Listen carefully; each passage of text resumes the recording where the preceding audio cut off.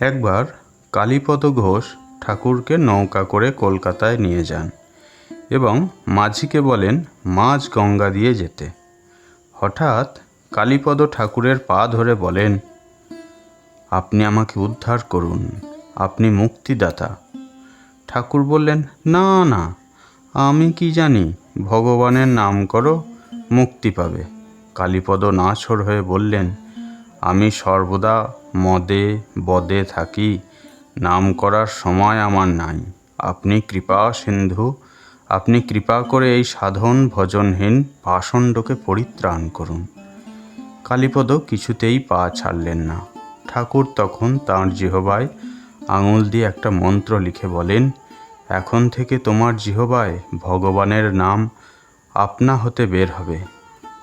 কালীপদ বললেন, আমি উহা চাই না।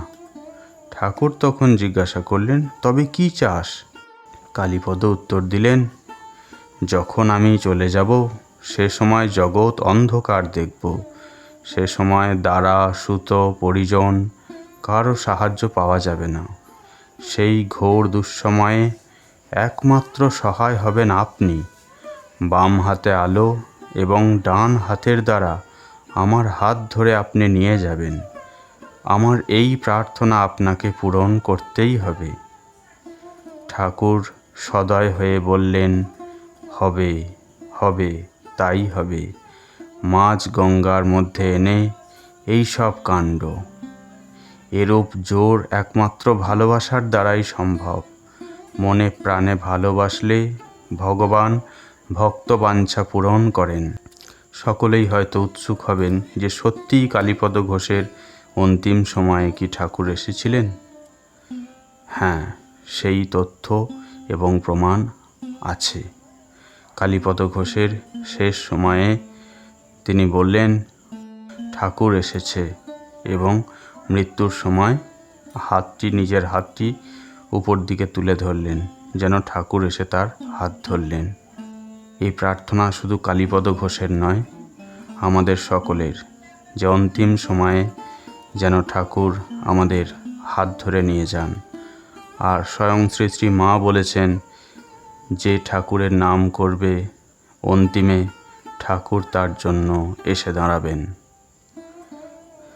আর একটি ঘটনা, একদিন বিকালে রাখাল কলকাতা থেকে দক্ষিণেশ্বরে এসে দেখেন ঠাকুর বিছানায় বিশ্রাম করছেন। তিনি রাখালকে বিছানায় বসে তাঁর পায়ে হাত বুলিয়ে দিতে বলেন। রাখালের অনিচ্ছা দেখে ঠাকুর জোর করে বললেন, দে না রে, সাধু সেবার ফল আছে। 2-3 বার হাত বোলানোর পর অবাক কাণ্ড। রাখাল সাদা চোখে দেখলেন মা কালী 7-8 বছরের মেয়ে রূপে তীর বেগে ঘরে ঢুকলেন। ঠাকুরের তক্তপোষের চারিদিকে কয়েকবার ঘুরলেন। তার পায়ে মল বাজছে। শেষে ঠাকুরের বুকেই মিলিয়ে গেলেন।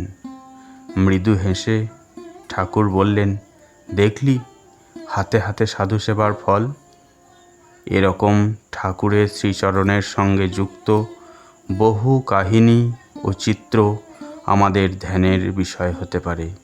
আমরা ঠাকুরের শ্রীচরণ ধ্যান করব, ঠাকুরের শ্রীচরণের পদধূলি আমরা যেন স্পর্শ করতে পারি মনে মনে। তাহলেই শ্রী শ্রী ঠাকুরের আশীর্বাদ আমাদের উপর বর্ষিত হবে। নমস্কার।